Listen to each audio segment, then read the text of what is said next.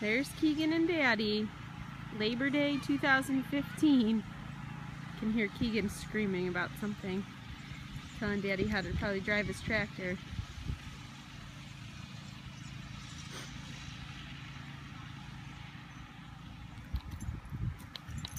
Giving a wave. He must be letting her turn because they're going in funny circles. Oh. Here she comes. She loves doing this after he mows the lawn all the time. And here's Lola, protective Lola, watching.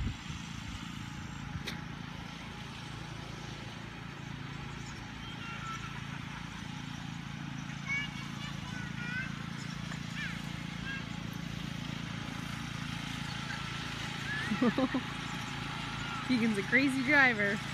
What do you think, Lola? Is that any indication of what's to come when she's 16?